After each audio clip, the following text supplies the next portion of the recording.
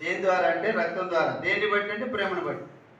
కాబట్టి దేవుడు ప్రేమించి మన గురించి ఎన్నో ఆలోచనలు కలిగి ఉన్నాడు. ఆ కలిగి ఉన్నటువంటి దేవుణ్ణి ఆరాధించడం కొరకై మరొకసారి ప్రకటన గ్రంథము 1వ అధ్యాయము 6వ వచనమే ధ్యానించుకుందాం. రండి, ఇవాళ కూడా ఆ మాట మీద ముందుకు సాగిపోయేవారుగా ఉందాం. 1వ అధ్యాయము ప్రకటన గ్రంథము 1వ అధ్యాయము 6వ వచనం.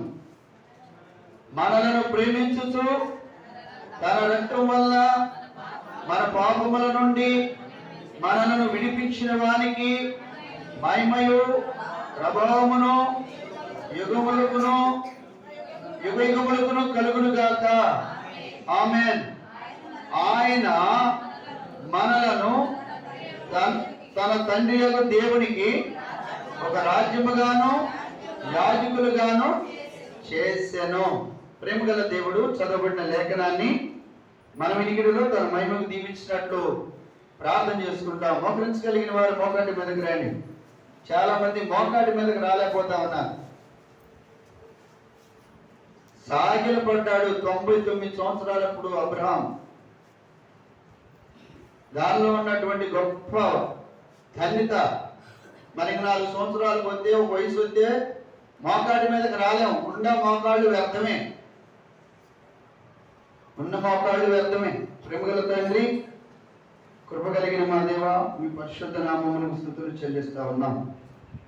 ఈ బిడ్డలైన మమ్మల్ని ప్రేమించి మీ సన్నిధికి వచ్చే భాగ్యాన్ని, మీ సన్నిధికి మమ్మల్ని తోడుకొని వచ్చినందుకు వందనాలు. రాగలిగిన నీ ప్రియ బిడ్డలందరినీ బట్టి స్తోత్రాలు. ఇంకా రావాల్సిన బిడ్డలు కూడా త్వరపడి రాగట్టుకు సాయం చేయండి. ఏ ఒక్కరు అలక్ష్యం నిర్లక్ష్యం చేయక దేవా నువ్వు ఇచ్చినటువంటి జీవమును జీవితాన్ని మరి వ్యర్థంగా పోగొట్టుకొనక అజ్ఞానుల వలె కాక జ్ఞానుల వలె మీరు ఇచ్చిన సమయాన్ని సద్వినియోగపరచుకుంటూ మీ సన్నిధిలో వారు ఆనందించుటకు సాయం చేయండి. కుటుంబాలను దీవించండి. ఆ వాక్య సమయాన్ని జ్ఞాపకం చేసుకున్నందుకు వందనాలు. వాక్య సమయాన్ని చదవబడిన భాగాన్ని నీ బిడ్డలైన మావినికిలో మీరే దీవించి ఆశీర్వదించండి. మీ బలమించబడి రొట్టె ముక్కలను వేరుకొనుటకు మాకు సహాయం చేయండి. బలం పొందిన వారమై, మీ వాక్యం ద్వారా బలం పొందిన వారమై, మా ప్రభా బలహీనతలు విడిచిన వారమై బలవంతుడైన దేవుణ్ణి ఆరాధించుటకు మమ్మల్ని సిద్ధపరచు. మీ వాక్యం ద్వారా బలపరచమని మరొకసారి ఆయన చిన్నపిల్లలు మీ స్వాధీనంలో ఉంచుకోండి. మా ప్రభానైనా అందరి శబ్దాన్ని కరెంటు మీ స్వాధీనంలో ఉంచుకోండి. వాతావరణాన్ని అనుకూలపరచండి. నీ బిడ్డలైన మా కొరకై మీరు సిద్ధపరిచిన సమయంలో నేను నిండారుగా ఆరాధించడం కలిగిన ఆటంకాలు తొలగించమని మందిరంలో సమస్తము మీ రక్త ప్రోక్షలోని తీసుకోవచ్చు. మీ సిలువ సాటున దాసులు మరుగు చేసి మీరు మాత్రమే మాట్లాడుతున్నామని కృతజ్ఞతలతో క్రీస్తు నామములో నేను ప్రార్థించి వేడుచున్నాము తండ్రి. ఆమేన్.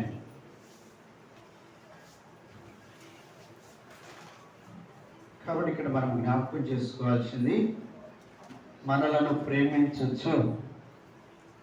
కొన్ని వారం చూస్తూ వచ్చాం కొన్ని మాటలు. తిరిగి మనలను ప్రేమించచ్చు ఆయన ఏం చేస్తూ వస్తున్నాడు. ఇంకా కొన్ని మాటలు చూసి ఈ వారము దేవుని ఆరాధించడానికి ప్రయత్నం చేద్దాం. యెషయా గ్రంథము 66:13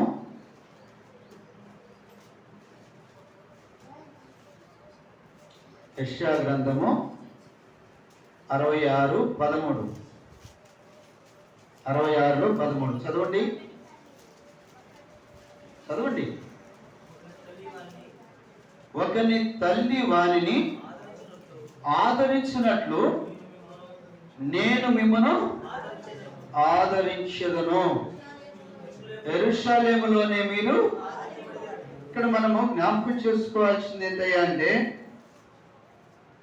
ఆదరించే తండ్రి ఎలా ఆదరిస్తాడంట? ఒకని తల్లి వాని ఆదరించినట్లు ఆదరిస్తా వచ్చాడు. ఈ ఆదరించడానికి ముందు మనం చదువుకుంటూ వచ్చాం. ప్రేమించుచు ఉన్నాడు కనుకనే ఏం చేస్తా వస్తున్నాయంట? ఆదరిస్తా ఉన్నాడు. ఏ పరిస్థితుల్లో నుంచి ఆదరిస్తాడినా చెప్పండి. ఏ పరిస్థితుల నుంచి ఆదరిస్తాడు? చెప్పలేదండి. పడిపోయినా త్రొట్టిల్లిన, కృంగిపోయిన సమస్యల్లో, ఇంకా శత్రువు చేత శోధింపబడుతున్నప్పుడు, అపవాది చేత బంధింపబడతా వచ్చినప్పుడు, ఇంకా అనేకమైనటువంటి లోకిచ్చులు, లోక సంబంధమైన పరిస్థితుల్లో చిక్కుకొనినప్పుడు ఏం చేస్తాడండి? ఆదరించేవాడు. ఎలా ఆదరిస్తాడు? ఒకరి తల్లి వాడిని ఆదరించినట్లు ఆదరిస్తా వచ్చాడు. ఎందుకయ్యా నన్ను ఆదరిస్తున్నావు?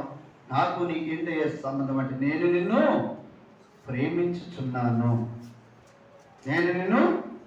ప్రేమించుచున్నాను కనుకనే నిన్ను ఆదరిస్తూ ఉన్నాను. ఆదరణ కలగాలి అంటే ప్రేమ లేకపోతే ఆదరణ రాదు. ప్రేమ లేకపోతే ఏమొస్తుంది? వారిద్దరి మధ్య శత్రుత్వము, లేకపోతే ఎడబాటు. చెప్పండి, ఏమొస్తుంది? శత్రుత్వము లేకపోతే ఎడబాటు. వస్తారాదా? అని ఇక్కడ అంటున్నాడు, మనము ప్రేమించామని ఆయన ఆదరిస్తున్నాడా, లేక ఆయనే ప్రేమించి మనల్ని ఆదరిస్తున్నాడా అనేది మనము చూడాలి. చూడండి, 103వ కీర్తన 13వ వచనం. 103వ కీర్తన 13వ వచనం. ఒకని తల్లివని ఆదరించినట్లు ఆదరించే ఈ దేవుడు ఇంకా ఎలాగా? చదవండి అయ్యా. తండ్రి తన కుమారుని ఎల్లా జాలిపడినట్లు యెహోవా తన యందు భయభక్తులు గల వారి ఎడల జాలిపడినట్లు జాలిపడు. చూసారా? తండ్రి తన కుమారుని ఎడల జాలిపడినట్లు. ఎట్లా ఆదరిస్తున్నాడంటే జాలిపడి ఆదరిస్తా ఉన్నాడు. ఈ విషయాన్ని మనం గమనించుకోవాలి. ఎలా ఆదరిస్తున్నావయ్యా అంటే, తండ్రి తన కుమారుని ఎడల జాలిపడినట్లు ఆదరిస్తా ఉన్నాడు. చూడండి, ఒక మాట మనం చూద్దాం. ఎందుకంత ఆదరణ అవసరమైంది?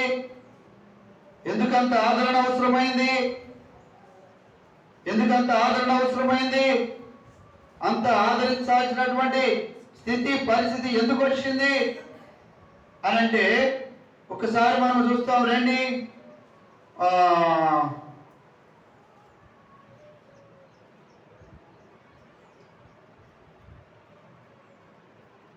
లూకాసు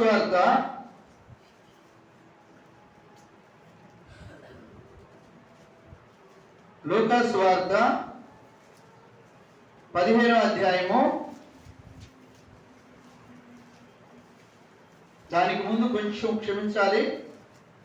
సామెతల గ్రంథము 10వ అధ్యాయము 17వ వచనం. సామెతల గ్రంథము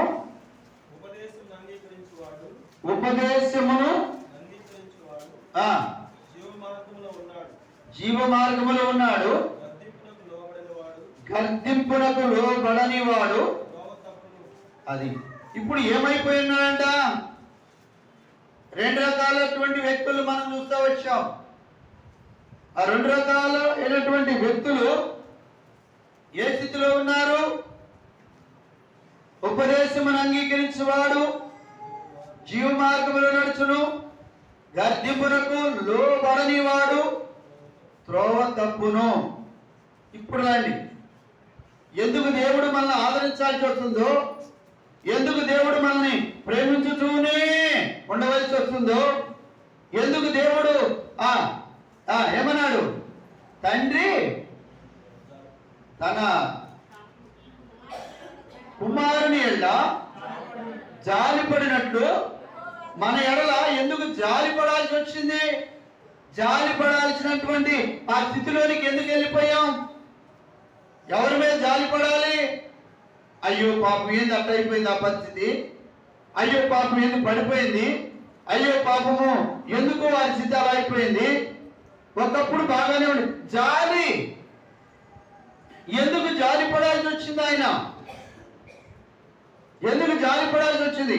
రండి, ఇప్పుడు రండి, లూకాసు వార్త 15వ అధ్యాయము. లూకాసు వార్త 15వ అధ్యాయము 12వ వచనం చదవండి దయచేసి. వారిలో చిన్నవాడు తండ్రి, ఆస్తిలో నాకొచ్చు భాగం ఇమ్మని తన తండ్రిని అడుగగా అతను వారికి. ఇప్పుడు ఎందుకు ఇక్కడ ఏమవుతూ వచ్చింది? ఏమంటున్నాడు? సొంత నిర్ణయము నా ఆస్తి. ఏమండి? నా ఆస్తి ఎవరు సంపాదించింది? తండ్రి సంపాదించాడు, తల్లి సంపాదించింది. దానిలో ఉంటే బిడ్డల కష్టం కూడా ఉంటే ఉండొచ్చు. మన ఆస్తి అంటలా ఇక్కడ నా నా సామెతల గ్రంథంలో మనం చదువుకుంది అది. ఆ మాట దగ్గర పెట్టుకుని ఒకడు 10-17 మనం చదువుకుంది అదే. లోబడని వాడు తప్పు త్రోవను నడిచేవాడు. అందుకే మనం చదువుకున్నటువంటి భాగంలో దేవుడు ప్రేమించుతూనే ఉండవలసి వచ్చింది, ఆదరించవలసి వచ్చింది, జాలి పడవలసి. ఏంట్రా ఈ పరిస్థితి ఎట్లయిపోయింది? ఏమైపోతాడు వీడు? ఎందుకు ఎట్లయిపోయాడు? ఏం తక్కువైంది? ఏం కొదవైంది? ఏమి లేకపోయింది? ఏముంది ఇక్కడ లేని లోకములో అని ఏం పడుతున్నాడంట? జాలి పడుతూ. తండ్రి తన కుమారుని యొక్క జాలి పడినట్లు జాలి పడు. కారణము ఏమవుతూ వచ్చాడు? లోబడని వాడుగా ఉన్నాడు. రెండోది తప్పిపోయిన వాడుగా ఉన్నాడు.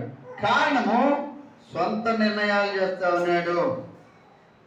చూడండి 15వ అధ్యాయం 11వ వచనం మళ్ళీ చదవండి. కొన్ని దినములైన తరువాత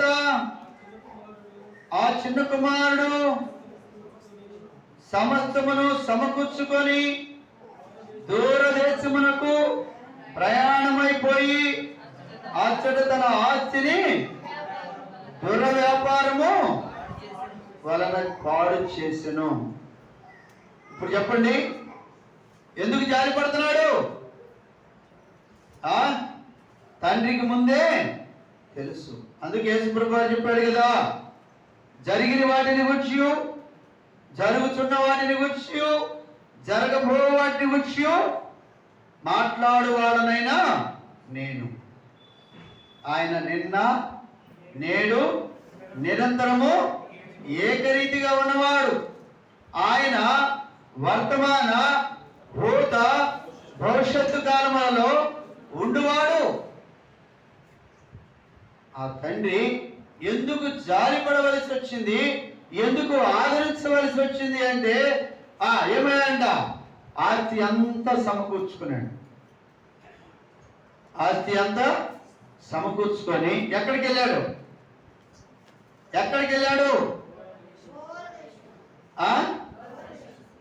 కనీసం తండ్రికి ప్రేమ అందడానికి కూడా అందుబాటులో లేదు. ఎప్పుడన్నా చూద్దాం, పోతే పోయాడులే, కాస్త ఎప్పుడన్నా పోయి అన్న పలకరించి అన్నా వద్దాం, పిడుగురాళ్ళలో ఉన్నాడంటే వాళ్ళేనే దూర దేశములకు వెళ్ళిపోయాడు. ఎందుకు?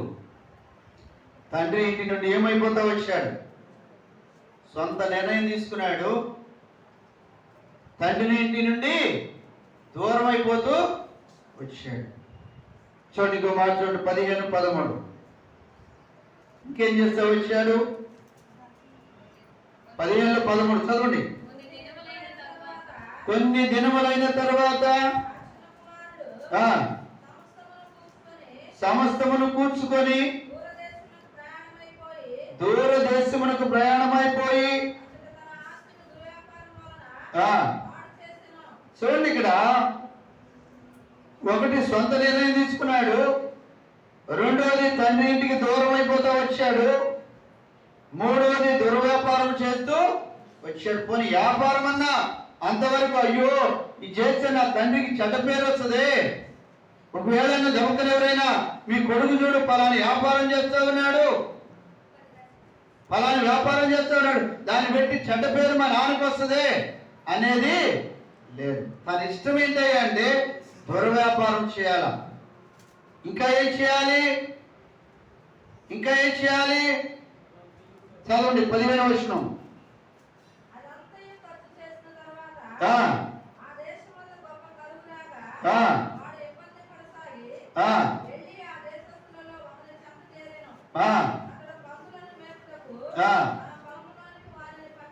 ఎక్కడ పంపించాడు? తండ్రి ఏమిచ్చి పంపించాడు? ఈ దాసుడుగా ఉంటే యజమానుడు ఏమిచ్చి పంపించాడు? చెప్పండారా?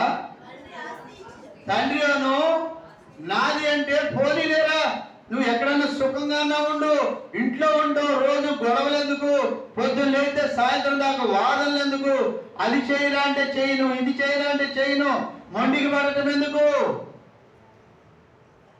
అలా ఉండటం కంటే ఏడవసాట ప్రశాంతంగా ఉండలేని ఎంతో నచ్చ చెప్పుంటాడు. అన్ని నచ్చ చెప్పినా తండ్రి ఇంటికి దూరం అయిపోతూ వచ్చాడు, దుర్వ్యాపారం చేస్తూ వచ్చాడు. ఉన్నదంతా ఏం చేశాడు? ఉన్న ధనమంతా పాడు చేసుకున్నాడు.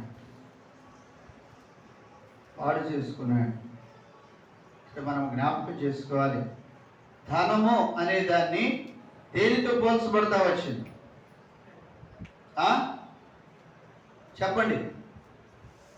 ధనము నీతి, పరిశుద్ధత, యథార్థత, మంచితనము, పవిత్రత, వీటన్నిటిని కూడా ధనముతోనే పోల్చబడుతూ వచ్చింది. ఇంకా చెప్పాడు జ్ఞానము, సమాధానము, ఇవన్నీ కూడా ధనముతోనే. లోకమంతా సంపాదించుకొని సమాధానం లేకపోతే ఉపయోగం అంటే? ధనము అంటే లోక సంబంధమైన ధనము కాదండి. లోక సంబంధమైన ధనమును గురించి కాదు ఇక్కడ మాట్లాడుతున్నాడు. తండ్రితో ఉన్న సంబంధం అనే ధనము, తండ్రితో ఉన్న సంబంధము, సహవాసము, ప్రేమ, అనురాగము, ఆప్యాయతలు, ఇవన్నీ ధనం. అవన్నీ పోగొట్టుకున్నాడు.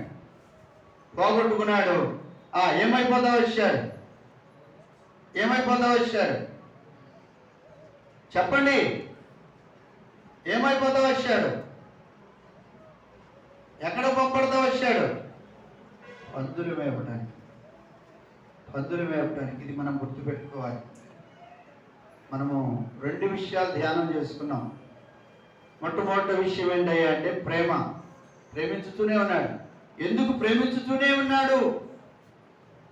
ఎందుకు? ఎక్కడుంటే ప్రేమిస్తూనే ఉన్నాడంటే పందులు మేపే చిట్టు తినడానికి కూడా అవకాశం లేకుండా ఉన్నాడు. ప్రేమించుతూనే ఉన్నాడు. దుర్వ్యాపారం చేస్తూ ఉన్నాడు. ఇంకా చదివితే అక్కడ భయంకరమైనటువంటి మాటలు మనము కనబడతాయి. అక్కడ దుర్వ్యాపారం అనేది ఏంటంటారండి? దుర్వ్యాపారం అనేది ఏంటంటారు? వ్యభిచారము, రకరకాల అవన్నీ పెట్టాడేమో, తాగుడు ఎన్ని పెట్టాడేమో. అటు విషయంలో తండ్రి అయ్యో నా కొడుకని ప్రేమలో తగ్గిపోవాలా. రెండోది ఆయన్ని ఆదరించుటకు ఒకరిని తల్లి వారిని ఆదరించినట్లు ఆదరించేవాడుగా ఉన్నాడు. మూడోది ఏమైనాడు? చెప్పండి. మూడోది ఏంటి? తండ్రి తన కుమారుని ఎన్న చాలి పడుతున్నాడు. ఎందుకు అనవసరం చేసుకున్నాడు?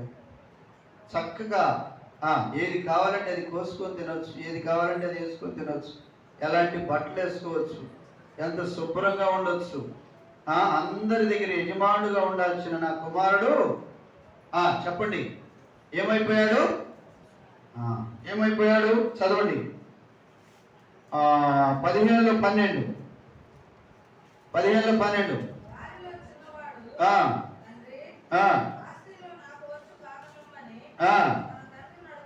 ఏమన్నాడు? కోరుకుంటున్నాడు. స్వతంత్రం కావాలి, స్వేచ్ఛ లేదు, టీవీ చూడొద్దు, సెల్ చూడొద్దు, చెడ్డ సమాచారాలు చేయొద్దు, ఎప్పుడంటే అప్పుడు బయటికి పోవద్దు, ఏదంటే చేయొద్దు, వాళ్ళతో ఉండొద్దు, వీళ్ళతో ఉండొద్దు. నాకు స్వేచ్ఛ లేదు. ఎక్కడున్నావు అంటాడు ఫోన్ చేస్తే, ఎక్కడున్నావు అమ్మాయి అంటుంది. స్వేచ్ఛ లేదు. నేను ఎలాగంటే అలా ఉండడానికి నాకు స్వేచ్ఛ లేదు, ప్రశాంతత లేదు. విశాలమైన ప్రపంచంలో విశాలంగా ఉండాల్సిన నా జీవితం ఇరుకైపోయింది. అట్లా ఉండొద్దు, ఇట్లా ఉండొద్దు, అది మంచిది కాదు, ఇది మంచిది కాదు, అది ఇదని వాళ్ళ ఇష్టమే చేస్తున్నాం. నా ఇష్టం లేదా?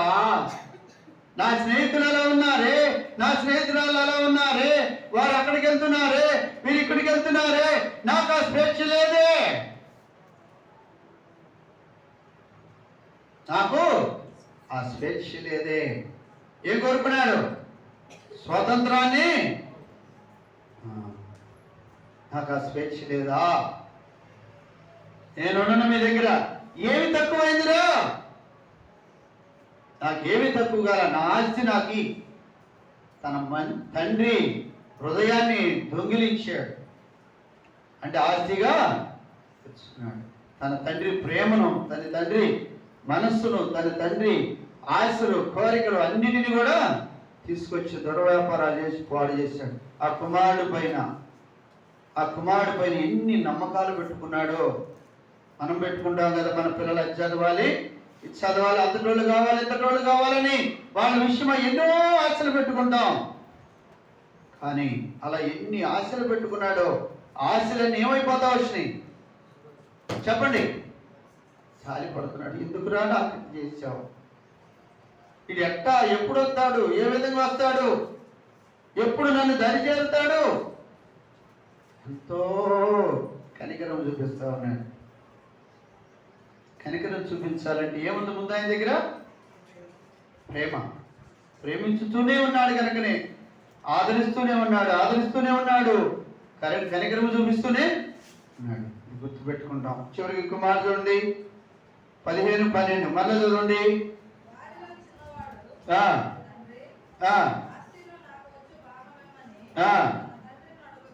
ఏముంది ఇతని దగ్గర? ఏముంది? స్వార్థము ఉంది. నాది, నాకు నేను సంపాదించుకోవాలి. చాలా మంది కుటుంబాల్లో కూడా అంతే. పెళ్ళైంది మొదలు నా స్వాడు నాకు పోయి అంటారు.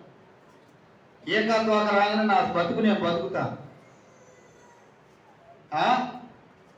ఏకాత్వాక రాగానే నా బ్రతుకు నేను బతుకుతా. కొంచెం రెక్కలు రాగానే వదిలిపెట్టినా నేను వెళ్ళిపోతా, బయట బతుకుతా. వీడికంటే దరిద్రంగా అయిపోతాం. అలాంటి బ్రతుకుల్లో ఉన్నాం మనం. అలాంటి బ్రతుకుల్లో ఉన్నవాడి మీద ఏం పడ్డాయంట చూడమ్మా. కుమారుడు ఇంకా దూరంగా ఉండగానే ఏం చేస్తా వచ్చాడు? 18 బుద్ధి వచ్చినప్పుడు, అది బుద్ధి వచ్చినప్పుడు అనగా 17 వచనం. అయితే బుద్ధి వచ్చినప్పుడు వాడు నా తండ్రి యొద్ద ఎప్పుడు ఏం పోగొట్టుకున్నాడు? ఎందుకు జాలిపడ్డాడు తండ్రి? చెప్పండి, ఎందుకు జాలిపడ్డాడు? ఈ బుద్ధి లేదు, బుద్ధి లేనివాడు అయ్యాడు. చక్కగా ఉండే నేను పోగొట్టుకున్నాడు. చక్కగా నేను నుంచి కొమ్మను నరుకుంటున్నాడు. ఆదరణ పోగొట్టుకుంటున్నాడు, కరుణను పోగొట్టుకుంటున్నాడు, కనికరమును పోగొట్టుకుంటున్నాడు. తండ్రి ఇదిగో మా నాన్నగా చెబుతా, చిన్నది వచ్చినా పెద్దది వచ్చినా మా నాన్నకు చెబుతా. ఏముంది అక్కడ? బలము ఉంది. తండ్రి బలాన్ని పోగొట్టుకున్నాడు. ఏమైనా చేస్తారే పాలేల వాళ్ళ నాన్న మనిషి పెట్టారు, వాడేదో ఏం పోగొట్టుకున్నాడు?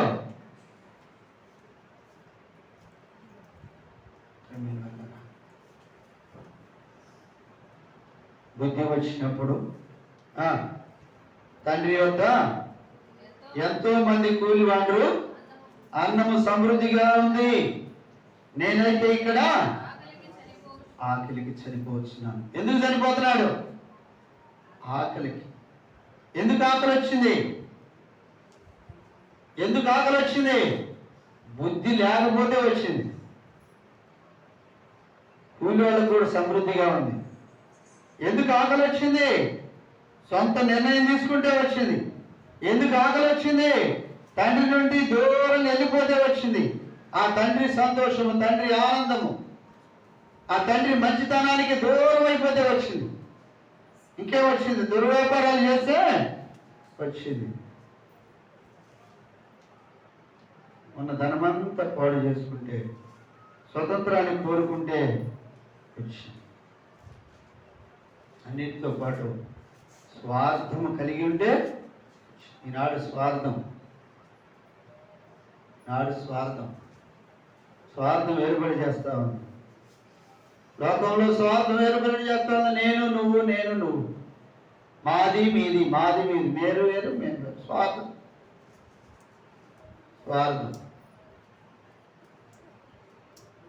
చదవండి 18. నేను లేచి నా తండ్రి వద్దకు వెళ్ళి, తండ్రి, ఇదేంది? ఎవరికి విరోధంగా వెళ్ళాడు? తండ్రికి విరోధంగా వెళ్ళాడు. కానీ ఇక్కడ అంటాడు, నేను లేచి నా తండ్రి వద్దకు వెళ్ళి, తండ్రి, నేను పరలోకమునకు విరోధముగాను నీ ఎదుటను పాపము చేసితిని. ఈ రెండింటిని గుర్తెరిగాడు. ఎప్పుడు గుర్తెరిగాడు? బుద్ధి వచ్చినప్పుడు. ఇది గుర్తుపెట్టుకోవాలి. ఏం చేశాడంట? మనం అనుకుంటాం, నేను ఏం చేశానని పాపం అంటే, వ్యతిరేకంగా ఉంటే పాపమే. ఎవరు చెప్తున్నారు ఈ మాట? స్వార్థంగా ఉంటే పాపమే. సొంత నిర్ణయాలు, సొంత ఆలోచనలు చేస్తే పాపమే. తండ్రిని కాదని దూరం వెళ్ళిపోతే పాపమే. మనం చేసే సరిగ్గా లేకపోతే పాపమే. మనం చెప్పుకునేవన్నీ దాని నుంచి వస్తాయి. అక్కడ అంటాడు, తండ్రి, నేను పరలోకమునకును నీకును నీ ఎదుటను పాపము చేసి తిని, ఇక మీదట నీ కుమారుని అనిపించుకున్నట్టుకు యోగ్యుని కాను. నన్ను నీ కూలివానిలో ఒకనిగా పెట్టుకొనమని అతనితో చెప్పుదురు అనుకొనిను. చూడండి, మొదట ఏమై ఉన్నాడు? కూలివాడు అంటే దాసుడుగా ఉన్నాడా? స్వతంత్రుడుగా ఉన్నాడా? స్వతంత్రుడుగా ఉన్నవాడు స్వతంత్రాన్ని కోరుకున్నాడు. అంటే స్వేచ్ఛలో ఉన్నవాడు. ఈరోజు తల్లిదండ్రులు చక్కగా మంచి వారిని చూసి ఏం చేస్తారు? వివాహాలు చేస్తారు. ఆయన వీళ్ళు చూస్తారు స్వేచ్ఛ. వాళ్ళు చూసిన వాళ్ళు కాదు, మనం చూసిన వాళ్ళు చేసుకోవాలి. తర్వాత తెలిసింది డోలక్ సామెత. డోలక్ ఏమంటదంట? తబలా ఏమంటది? తబలా అందంట, నన్ను ఒక పక్క వాయిస్తారందంట. డోలక్ అందంట, నన్ను రెండు పక్కల వాయిస్తారంట. ఇటు పుట్టింటికాడ, అటు అత్తింటికాడ రెండు పక్కల వాయిస్తూ పడతాయి. వీడికి అదే పడింది. ఇటు పరలోకానికి వ్యతిరేకంగా పాపం చేశాడు, తండ్రికి వ్యతిరేకంగా. పరలోకం పోవడానికి లేదు, తండ్రి ఇంటికి పోవడానికి కూడా లేదు. రెండు పక్కల పోగొట్టుకున్నాడు. కారణము ఏం పోగొట్టుకున్నాడు? దేని బట్టి? బుద్ధి లేక. తప్పుడు పని చేసేది బుద్ధి లేకపోతేనే, తప్పుడు జీవితం జీవించేది బుద్ధి లేకపోతేనే, తప్పుడు ఆలోచన చేసేది బుద్ధి లేకపోతేనే, క్రమం తప్పి తిరిగేది బుద్ధి లేకపోతేనే, అక్రమంగా తిరిగేది, అక్రమంగా జీవించేది, అక్రమంగా మాట్లాడేది ఏమి లేకపోతే, బుద్ధి లేకపోతేనే. బుద్ధి లేని వాళ్ళకి ఏం దొరకదు? పందులు చిట్టు కూడా దొరకదు. పరలోకానికి తండ్రికి కూడా ఎదుట ఏం చేశానన్నాడు? పాపం చేశానయ్యా, నన్ను క్షమించమని అడగడానికి నేను యోగ్యుని కాదు. ఇప్పుడు చదవండి, అక్కడ అర్థమైంది. దీని అంతటికి భావం అక్కడ ఉంది. వాడు ఇంకా దూరముగానున్నప్పుడు తండ్రి వాడిని చూచి కనికరపడి పరిగెత్తి వాని మెడ మీద పడి ముద్దు పెట్టుకున్నప్పుడు పందుల దగ్గర వాసన వచ్చిన ఉందా? కనికర పడ్డాడా లేదా? తండ్రి తన కుమారుని ఎల్ల జాలి పడినట్లు జాలి పడ్డాడా లేదా? కనికర పడ్డాడా లేదా? దూరంగా ఉండేది పరిగెత్తినాడు దేవుడు. మనం కూడా ఏమైపోతా వచ్చామంటే దేవుడికి. చదవండి మాట, కొరింథీయులకు రాసిన మొదటి పత్రిక. అతని గురించి మనము ఈ స్థితి పరిస్థితులన్నీ కూడా మన జీవితంలో ఉన్నాయి. ఉండమని ప్రేమించాడు. కొరింథీయులకు రాసిన మొదటి పత్రిక 1వ అధ్యాయము 26 నుంచి. సహోదరులారా,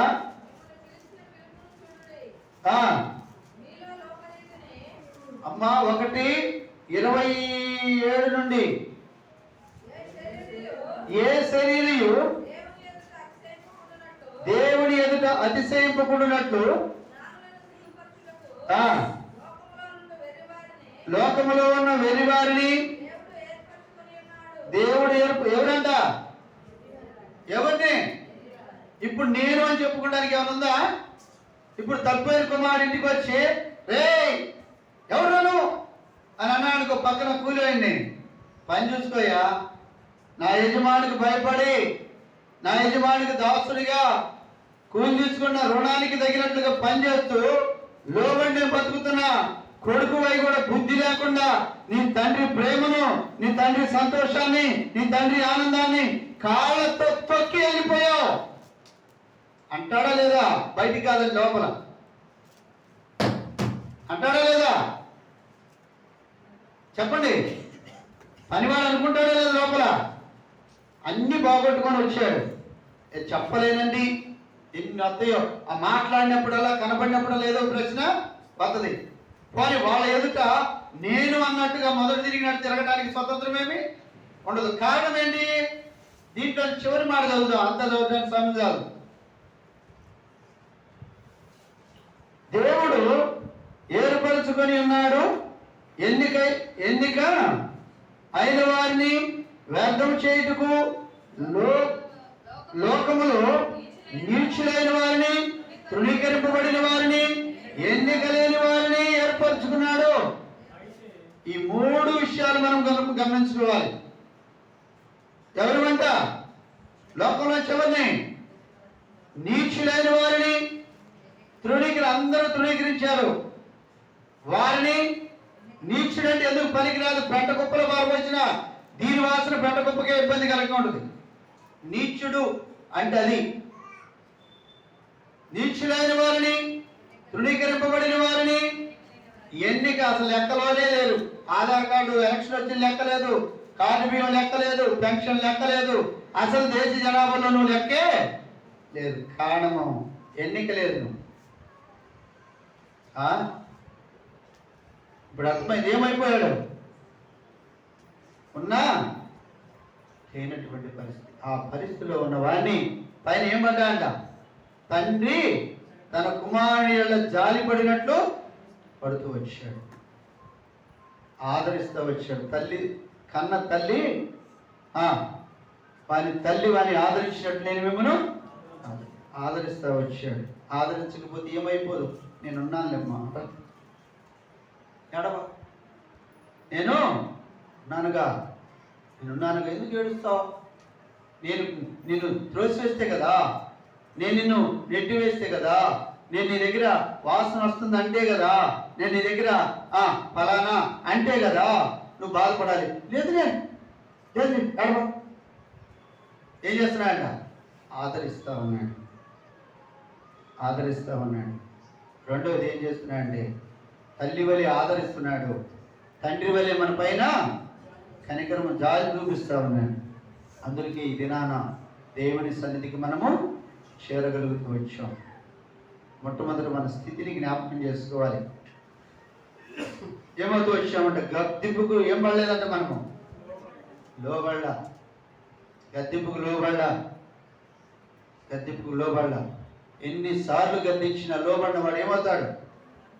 హఠాత్తుగా నాశనం అయిపోతాడు. అంటే నాశనం అయిపోవచ్చును మనము.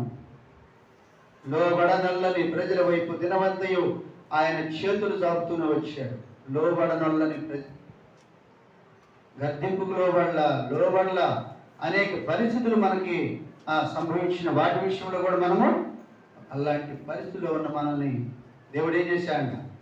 ప్రేమించుతూనే వచ్చాడు. దేవాన్ని బట్టి నేను స్తుతించి ఆరాధిస్తున్నాను. ఇంకొక మాట చూద్దానండి, ఇంకో మాట చూద్దానండి. ఇందా చదివిన మాట ఇప్పుడు చదవండి. ఇక్కడ కాదమ్మా, దాన్ని మనం చదువుతున్నాం కదా.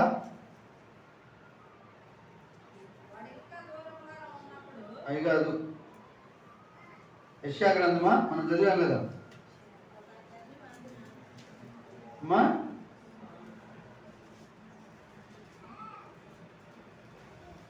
తప్పిపోయిన కుమారుడు వచ్చాడు బయటికి, మనమే.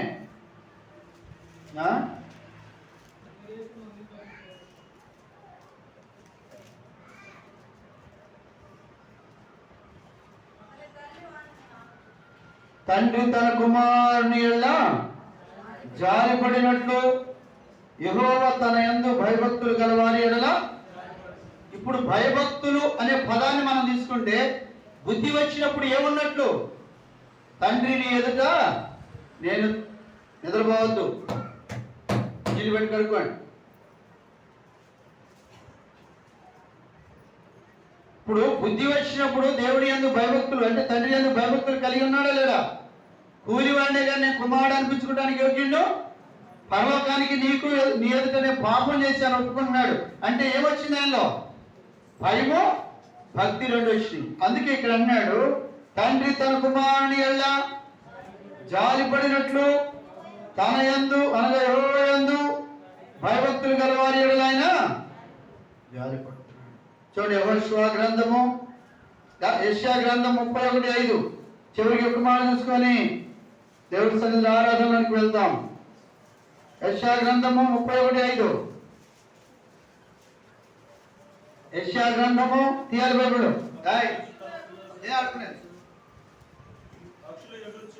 అమ్మా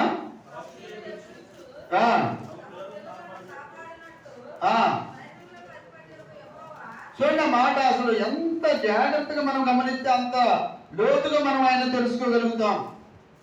ఆ ఎరిగినప్పుడే ఆయన్ని సంపూర్ణంగా మనము ఆరాధించగలుగుతాం. చదవండి, మళ్ళీ ఆ మాట చదవండి. పక్షులు ఎగురుచు తమ పిల్లలను కాపాడునట్లు సైన్యములకు అధిపతి యొక్క యెహోవా. యెరూషలేము అంటే ఎవరు? మనమే.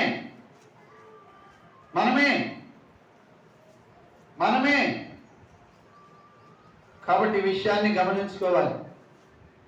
ఎలా కాపాడుతున్నాడంట?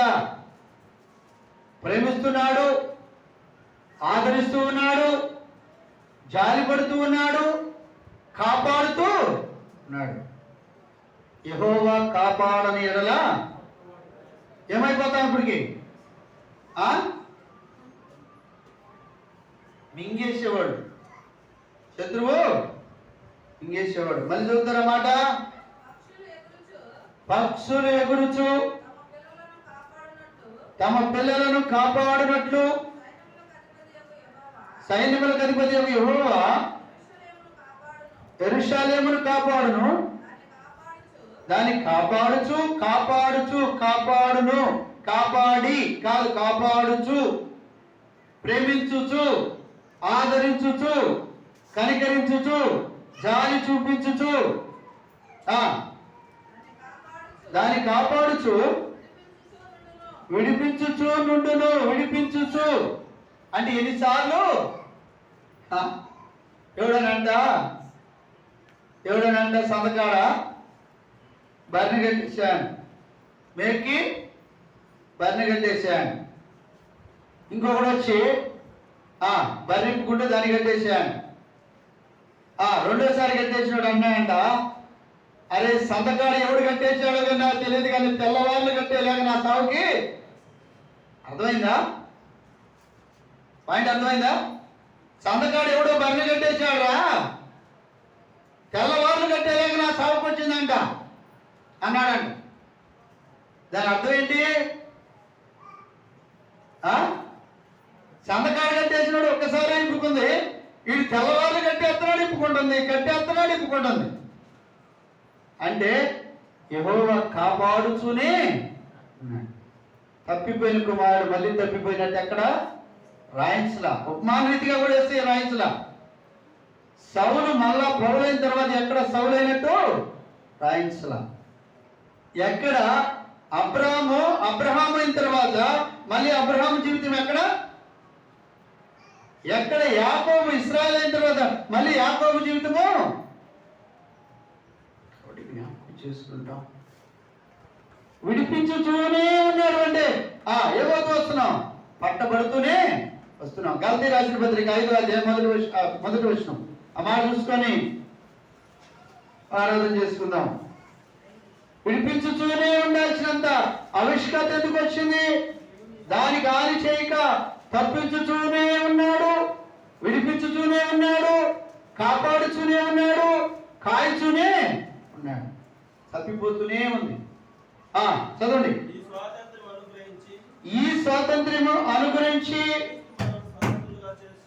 క్రీస్తు మనల్ని ఏం చేశాడ? స్వతంత్రులుగా చేసి ఉన్నాడు. కాబట్టి ఎలా ఉండాలి? స్థిరముగా నిలిచి మరలా అది చిక్కుకుంటే ఏమైంది? మళ్ళీ విడిపించాల్సి వస్తుంది. కాబట్టి ఇక్కడ విడిపించుతూనే దానికి హాని చేయక తప్పించుతూనే. ఎంత గొప్ప ఆదరణ! ఎవరు కాపాడతారు? మనం తల్లిదండ్రులు కాపాడతారా? భర్త కాపాడతాడా? భార్య కాపాడగలిగిద్దా? బిడ్డలు కాపాడగలుగుతారా? ఎలా ఇంటి ఆదరణ మనకు దొరుకుతా ఉంది అంటే యేసయ్య వలనే ప్రేమించుతూనే ఉన్నాడు కనుకనే అన్ని విషయములు మనల్ని సహించుతూనే ఉన్నాడు. అన్ని విషయాల్లో మనల్ని ఓర్చుకుంటున్నాడు. ఆయన మన విషయం ఏం కలిగినాడ? ఓరిమి కలిగి ఉన్నాడు. కనుకనే ఈ దినమున లైవ్ కాక ఉన్నాం. దేనికి కారణం ఏంటంటే నేను నిన్ను మరవజాలక ఉన్నాను, మర్చిపోలేకపోతున్నాడు. కనుకనే ఈ దినాన మనం ఇంకా ఎన్నిసార్లు తప్పిపోయామో ఎన్నిసార్లు తప్పిపోయిన కుమారుడు ఒక్కసారి మన జీవితంలో ఎన్నో విషయాల్లో తప్పిపోతూనే ఉన్నాం. యాకోబు పత్రిక 3వ అధ్యాయం 2వ వచనం. ఎన్ని విషయాల్లో తప్పిపోయాం చూద్దానండి. యాకోబు పత్రిక 3:2. 3:2. అనేక విషయములలో మనందరము తప్పిపోతూనే. చాలండి. అనేక విషయాల్లో నేను తప్పిపోలేదు, నేను అనుకుంటానికి లేదు. అందుకన్నాడు ఏ మనుష్యుడు అతిశయపడకుండానట్లు. ఏ మనుషుడు అతిశయపడతాను? భూమి మీద సూర్యుడి కింద శరీరం దాచి జన్మించిన ఒక్కడు అతిశయపడటానికి లేదు. దేవుడి ఎదుట ఎవరు అతిశయపడటానికి అవకాశమే లేదు. అనేక విషయాల్లో తప్పిపోతూనే ఉన్నాం. అలాంటి మనల్ని దేవుడు ప్రేమించి తన సన్నిధికి మనల్ని తోడుకొని వచ్చాడు. అందుని బట్టి దేవునికి ఎంతైనా వందనస్తులమై ఉన్నాం. తప్పిపోయిన కుమారుడి కొరకు ఎదురు చూస్తూ ఉండినట్లు ఆయన దాన మందిరములో నుండి, తన సన్నిధిలో నుండి మన కోసం ఎదురు చూస్తూ ఎంతవరకు కాపాడుతూ వచ్చిన దేవుణ్ణి, ఎంతవరకు ఆదరిస్తూ వచ్చిన దేవుణ్ణి, ఎంతవరకు పోషిస్తూ వచ్చిన దేవుణ్ణి, ఎంతవరకు భద్రం చేస్తూ వచ్చిన దేవుణ్ణి, ఇంతవరకు రక్షణలో నిరీక్షణ కలిగి, ప్రేమలో ఐక్యత కలిగి ఆయన యందు నిలిచి ఉండే భాగ్యాన్ని మనకిచ్చిన దేవుణ్ణి ఏం చేద్దాం? చెప్పండి. నోరు కూడా తెలవరు కొంతమంది, పాసినోరు మనసులో ఉంటే బయటకు వచ్చేది. ఏం చేద్దాం? కృతజ్ఞతలు చెల్లించి. ఏం చెల్లిస్తాం? మనం వాడుకున్నది వర్ణింపలేను వివరము. ఏమి ఆయన చేసిన మేడకు ఏమని వర్ణిస్తాం? ఏమని వివరిస్తాం. రండి, లేచి నిలబడతాం. అనేక విషయాల్లో తప్పిపోయి నన్ను ప్రేమిస్తూనే వచ్చేవాయి. పక్షి తన పిల్లలకు కొరకు ఎగిరినట్లు నా కొరకే సైన్యములకు అధిపతి యెహోవైన నీవే